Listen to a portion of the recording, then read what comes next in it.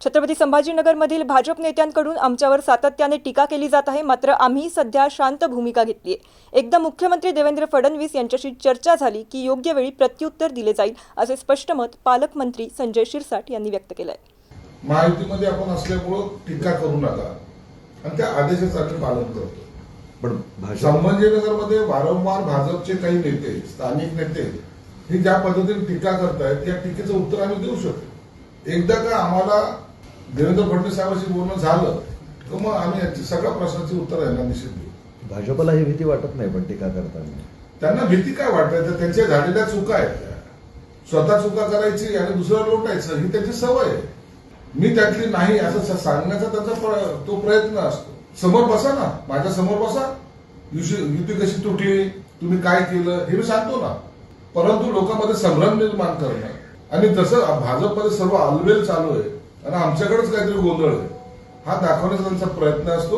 परंतु अशा या सगळ्या प्रयत्नांना त्यांच्यावर आम्ही पाणी निश्चित फेरू।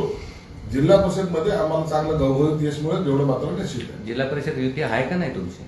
युती आहे ना, काही ठिकाणी ज्या ठिकाणी त्यांनी बी फॉर्म दिले म्हणून आम्ही काही ठिकाणी दिलेले त्या ठिकाणच्या मैत्रीपूर्ण लढती सोडता बाकी ठिकाणी आमची युती आहे आणि युतीच्या प्रमाणेच आम्ही प्रचार करतो। महानगरपालिकेमध्ये आता तुम्हाला काय अपेक्षा आहेत का इथल्या महानगरपालिकेत? नाही, आम्ही अशी कोणती अपेक्षा त्यांच्याकडे ना व्यक्त केलेली आहे ना त्यांचा कोणता प्रस्ताव आहे।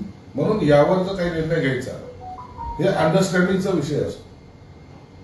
ठाण्यामध्ये जसं अंडरस्टँडिंग मध्ये झालं, कल्याण डोंबिवलीमध्ये झालं आणि आमचं बहुमत असताना सुद्धा आम्ही त्यांना सामावून घेतलेलंच आहे। आणि मग आता भाजपने तर काय घ्यायची भूमिका, काय घ्यायची हा भाजपचा प्रश्न आहे। तुमची काय इच्छा आहे? आमची कोणतीही इच्छा त्यांच्याकडे आम्ही दाखवलेली नाही किंवा सांगितलेली नाही। त्यांचा जो प्रस्ताव येईल त्यावर आम्ही चर्चा करू। तर की वैजापूर तालुक्यातल्या शिऊर गटामध्ये तुम्ही उद्धव ठाकरेंच्या त्याबद्दल मला कल्पना नाही।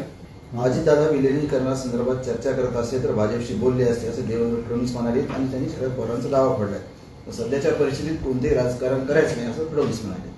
अजितदादाची आणि देवेंद्र फडणवीस साहेबांची जी काही जवळीक होती त्या अनुषंगाने त्यांनी ते वक्तव्य केलं असावं। परंतु विलिनीकरण होणार की नाही होणार, बोलणी झाली की नाही झाली याबद्दल आम्हाला कल्पना नाही। तो वरिष्ठ पातळीवर काय नेमकी खलबद्दल घडली याबाबत मला वाटतं शरद पवार आणि देवेंद्र फडणवीस साहेबांना माहिती असावं। अजित पवारांचा मृत्यू झाला, सामना आता घसरतोय तुमच्यावर, लई वंगाळ राजकारण आहे असं सांगताय। पटेल आणि तटकरे यांना विलिनीकरण नको होतं आणि म्हणून अमित शहा आणि फडणवीस यांचाच अजेंडा ते दोघं घेऊन राबवत आहे असा आरोप होतो सामनामध्ये काय लिहिलं जातं ना रोज त्यावर एवढं सिरियसली घेऊ नका। प्रफुल्ल पटेल असेल, तटकरे असतील,